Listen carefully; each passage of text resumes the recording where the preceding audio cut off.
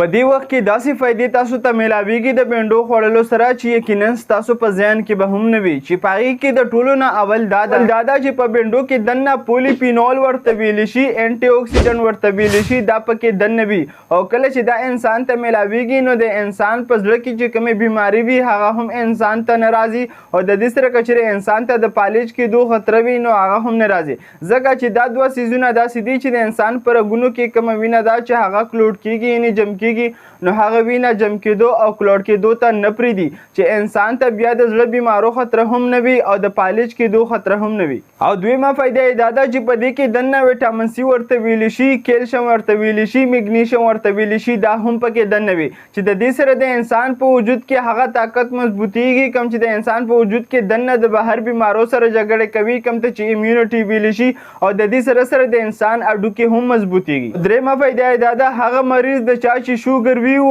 اچانک د هغه شوګر ډېر زیات خیجیږي سپایک ته ځي نو د بېنډو خوړلو سره د هغه شوګر هم زیاتېدو ته نه ځي او کموالي طرف ته راځي. څلورمه فایده یې دا ده چې په بېنډو کې دننه لیکټین ورته ویلی شي هغه دي پکې او لیکټین دا کار کوي که چېرې د انسان په وجود کې د کینسر والا سیلونه په جوړېدو وي نو انسان وجود کې کینسر سیلونه زیاتېدو ته نه پرېږدي او د انسان په وجود کې که د کینسر بیماري په راتلو وي نو د هغې په ختمولو کې هم کوشش کوي. نو که چېرې دا انفارمیشن انفارمیټیو وي نو دا ویډیو در سره شیر کړي او دغه شان انفارمیشن دپاره زموږ آی ډي تاسو فالو کولی شئ. شکریه، الله حافظ.